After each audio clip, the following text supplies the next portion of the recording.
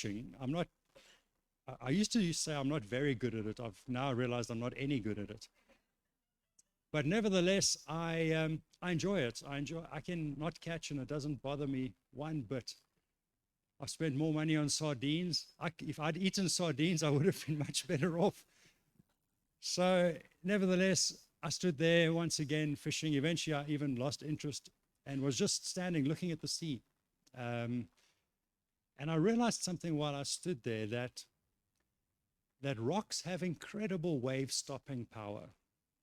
I don't have a long message this morning, so just stay connected for these next few moments. Rocks have incredible wave-stopping power, even small rocks. Particularly down further south, once we went further south and went to some of the more wild beaches, you realize that enormous waves approach the shore with great speed, with incredible ferocity and enthusiasm, as though they are going to plummet their way right into the Midlands. But very soon, the rocks sort them out. No matter how ferocious the waves are, the rocks stand firm. I stood there, I genuinely was thinking, these rocks are amazing. I mean, at one point, I don't know, like a cheap thrill, I stood, and I get as close to the rocks as I can, as close to the waves as I can without the rock. I'm that guy you see on YouTube that gets washed off the rocks. You want to get as close as you can, and the waves are coming, and I'm thinking, that rock is dry. The waves haven't reached there yet. But how is it not reaching there? Because the waves are enormous. How is it not getting there? And then you get to that dry rock and you realize it's absolutely fine. You can stand in, and the waves are coming, and you think this may be the end. But it never reaches you, because rocks have incredible wave-stopping power. While I'm standing there, I also noticed these guys. I hope you can see it on the picture. It's incredibly well camouflaged, but I noticed these guys on the rocks. Natal rock crab, very common. You'll see them wherever you go. They have, if you've seen it, they have a remarkable ability to cling to the rocks. And it's while they're just going about their regular crab business, they're just being a crab, but they can hang on to the side of a rock, they can hang underneath a rock, and the waves can hit the rock. And I'm thinking, that eventually was my entertainment. I thought, I'm not getting any fish, let me get an education.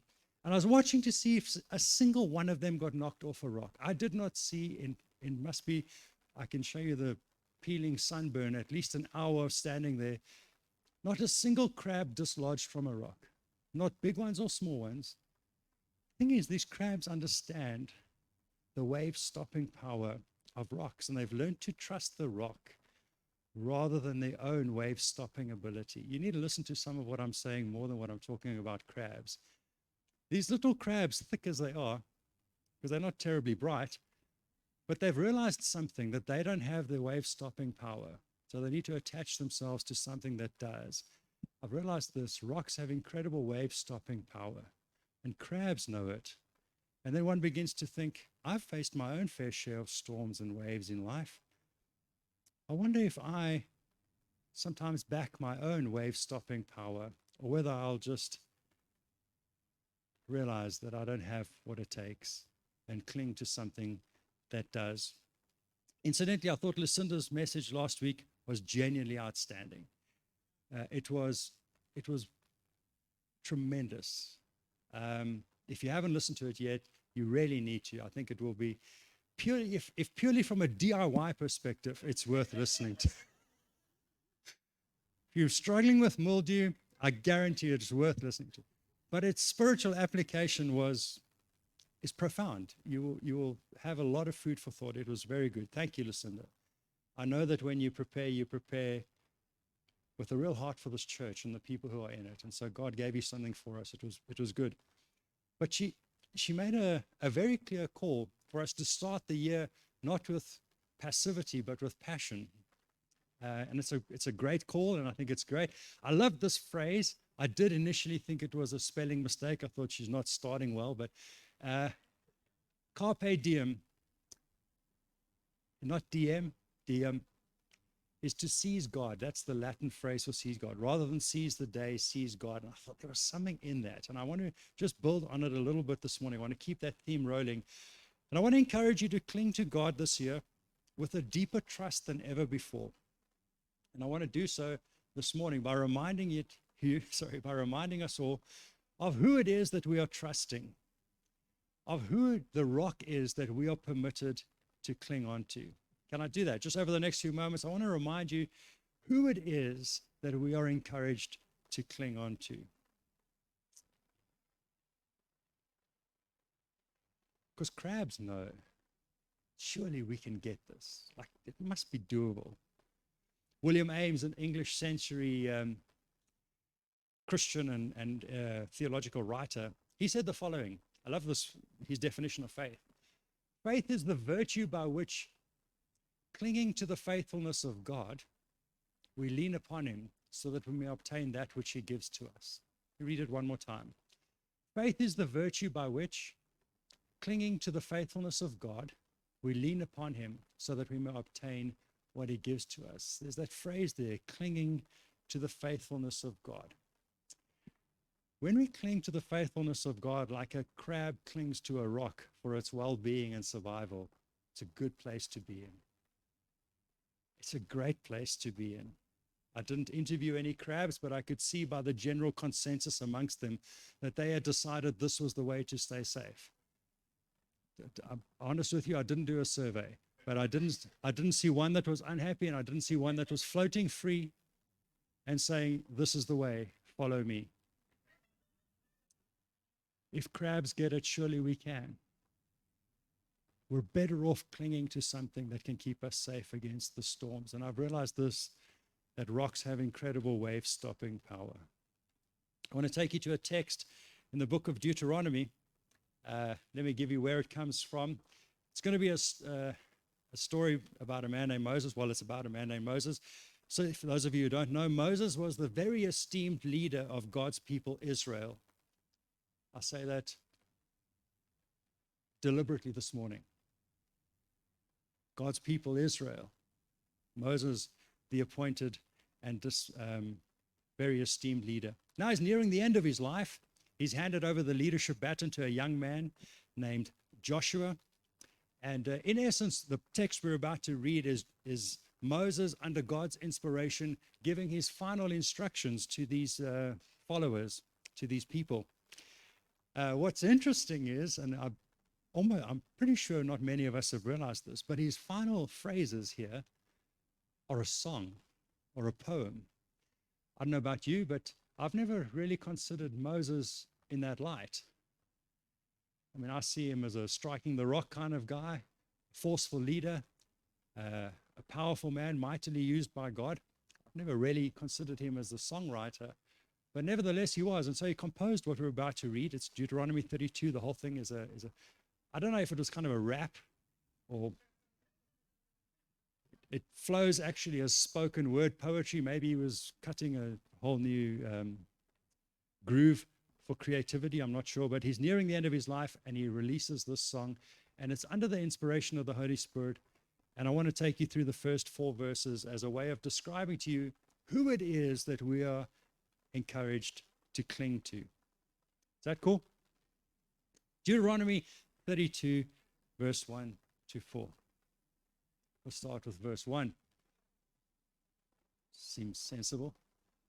Listen, you heavens, and I will speak. Hear, you earth, the words of my mouth. It's an important verse because it's the first thing that he says. And what he's saying there essentially is speaking to the heavens and the earth.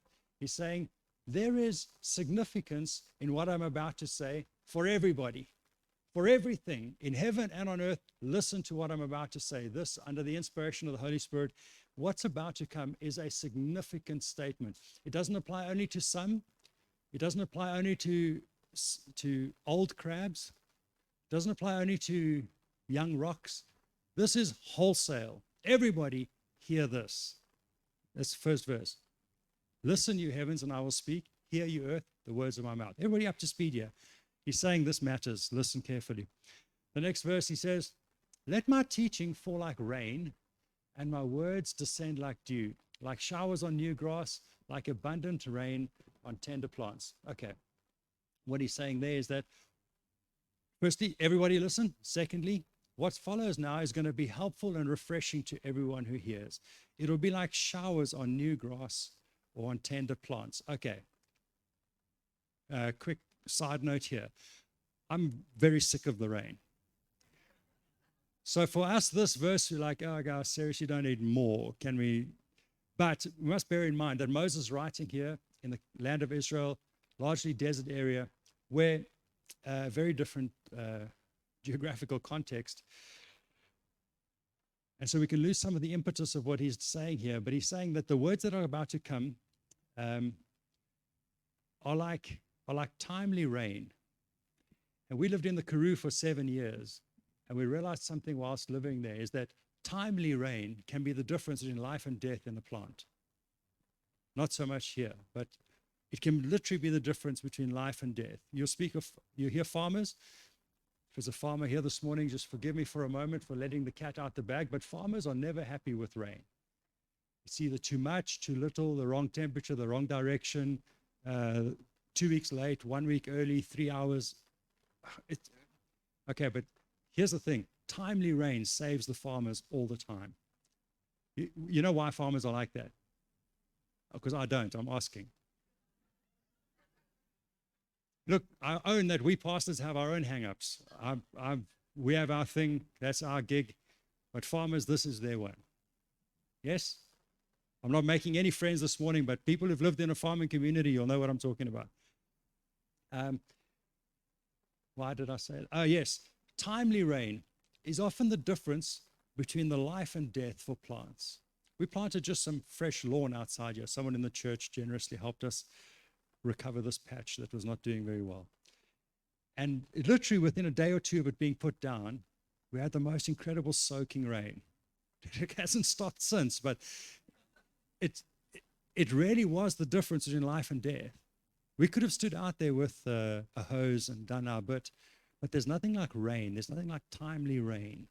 That's what this verse, Moses says, hey, everybody listen up.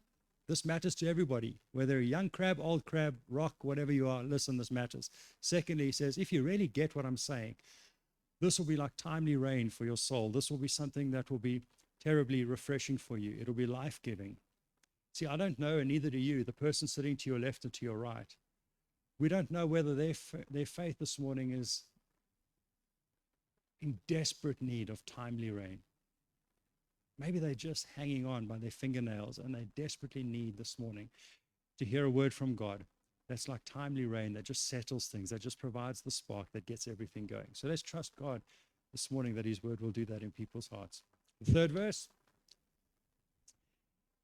he says, I will proclaim the name of the Lord. Oh, praise the greatness of our God. Everybody listen. Secondly, if you do, it'll be good for your soul. Thirdly, he says, before we go anywhere, we've got to acknowledge that God is unspeakably wonderful. We must praise the greatness of our God.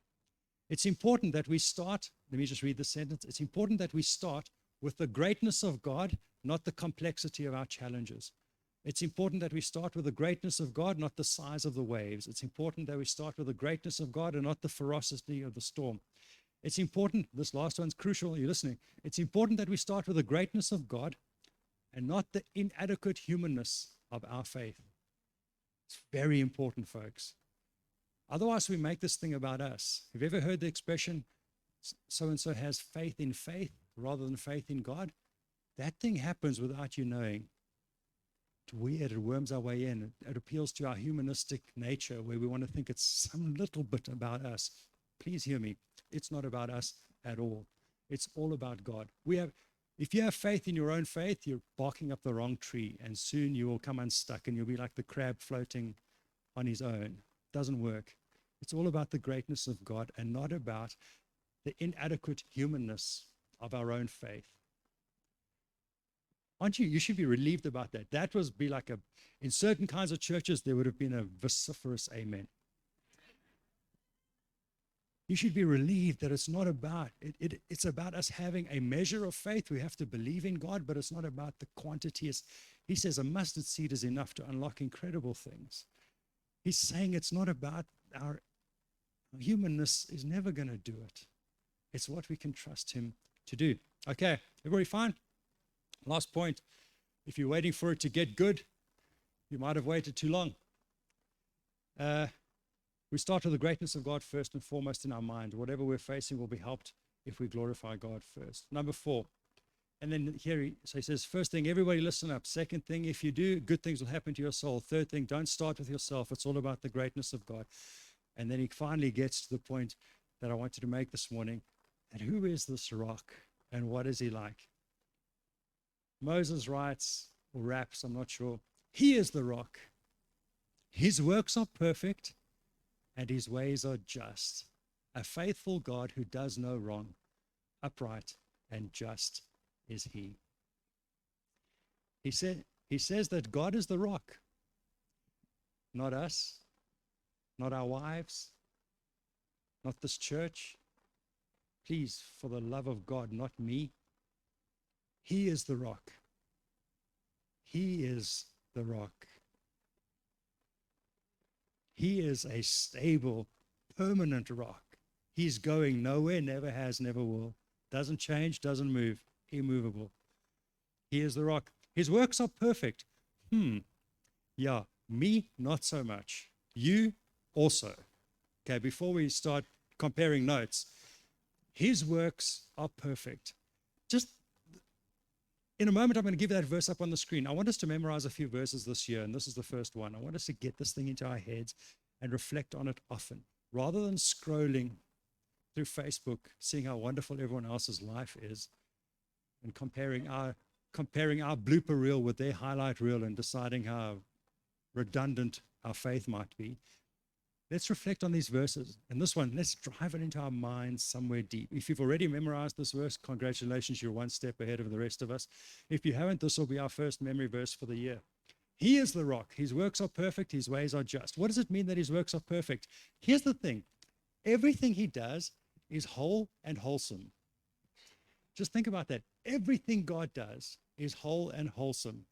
Absolutely nothing can be added to it that will improve it in any way. People thought that about the iPhone. It's perfect. 2 weeks later, new iPhone with an upgrade and this. And so it's hard for us sometimes to wrap our heads around this because we live in a society of continual improvement. But the thing about God is he can't improve because he's absolutely perfect.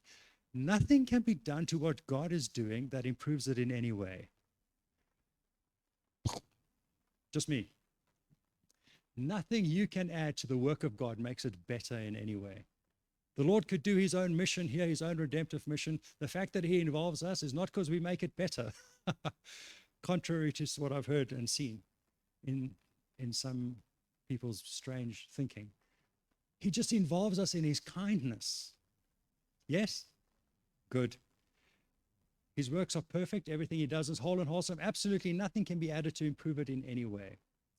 His ways are just. What does that mean? His works are perfect. His ways are just. His ways are just. Now, I want to say to you, this is particularly hard for us to believe in today's world. Because in today's world, we live in a society of broken promises, rampant corruption, and morally deficient leadership.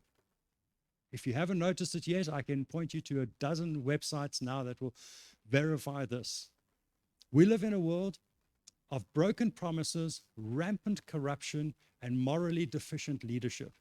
So when we then hear that God is utterly just, it's hard for us because we've not seen this like ever. Anyone else? All we see is the reverse and a greater trend towards that. The sick thing is in South Africa, when we see it somewhere else, I don't know, maybe it's just me, you're like, in a weird way, we're relieved. It's a bit twisted, but we're like, yeah, great for you. We've been dealing with this for a long time. Folks, human leadership is like that. Yeah, some of you are laughing too much at this. We live in a society of broken promises, rampant corruption, and morally deficient leadership across the board. So when somebody sets himself up like God does here and says, I'm absolutely just, it's no wonder we battle to believe that. Can he really be? Is he really absolutely pure? Does he never do something in his own best interests? Is he always putting our interests first? Is he genuinely only doing what's good for us? I find that a stretch for my mind. I hope that it stretches you as well. I hope that you find it to be true. I think that we do. As we journey more and more and discover who God is, we realize this to be more and more true. God is utterly just. And in the closing there, a faithful God who does no wrong, upright and just is he. The Lord is stable and permanent, the unchanging rock we can cling to. Not only can we cling to him, but I put this to you as we close, we must cling to him. Crabs don't cling to each other. There's no safety for them there. They don't cling to a fish, no safety for them there. They've realized the rock is the way to go. The rock has wave-stopping power. Folks, whatever you're going to face in 2024, whatever's sitting on your doorstep right now, I put this to you, that the Lord and the Lord alone is what we can and must cling to. He's good. He can be trusted. He's got a track record, a good, solid, long track record. He's put it down in writing for us, in fact. You don't just have to believe me. You can read it for yourself. This is the track record of the Lord. Is that good? Is that helpful? I encourage you this year, trust God like never before. That's the journey I'm going on. I encourage you to come along with me. All right, last thing. The humble Natal rock crab is not the only thing that clings to a rock for its survival. That's incidentally, I didn't take this photograph if you're thinking, no wonder you didn't catch anything. I found this picture online. It makes a very powerful point that I wanted to close with. Because you see, the humble Natal rock crab, he clings to the rock for his own well-being and survival. The lighthouse is built on the rock, yes, it's for its own well-being, but fundamentally, that's not why you build a lighthouse. The lighthouse is there to warn others. You with me? You see, the crab's clinging to the rock is for its survival. The lighthouse is building on the rock is for others. Folks, I close with this. As a Christian, we don't only cling to the rock for our own well-being like a crab. We have been divinely commissioned in this world to be salt and light to the world around us. We are called to cling to Christ, yes, for our own well-being and survival, but also as a witness to the world around us of his great faithfulness, of where it is that we are located. It's not just about us. When we get this right, we put footprints of faithfulness, and that helps others. And so I want to thank those of you here this morning. If you had a horrid 2023, thank you for standing. Thank you for finding strength in God to push through. You may or may not know what it has done for someone else in this body to have observed you, perhaps at a distance, perhaps up close, and seen your faith survive and seen God's grace pull you through. It does incredible things. That's why it's important to belong to a Christian community. It's important to belong to a church, to be a part of a family, because we see each other go through pain and we survive and we pull through. We find strength in one another because we realize it's not about us, but we see someone clinging to the rock and they pull through and they make it and we go, that's fantastic. And it inspires faith. Is that good? All right. I'm going to put one more slide up there. It's the same verse. I said if you want to memorize it, you can. So I've decided not to print things anymore for you because you never take it and we end up with a wad this thick at the end. So I'm just going to leave this up. If you want to take a photograph with your phone, I'll get out the way in a moment. You can take a photograph. You can put it somewhere obvious. If you want us to print it, I guess we can. But essentially, it's not about getting it printed onto paper. It's about getting it into our minds, meditating it on our hearts, and beginning to live our lives like a bold crab that just knows that it knows that it knows that this rock is going nowhere. It's sustained me thus far. It'll keep me going. The Lord can be trusted. The Lord is faithful. Yes? Good. Have a go. I said I'd get out the way and then I didn't. Have a go. Try it out. Money back guarantee if it doesn't work. I'm going to ask Corné and the team to come up. We'll sing a closing song just so we can allow the kids' church to wrap up their program. Good.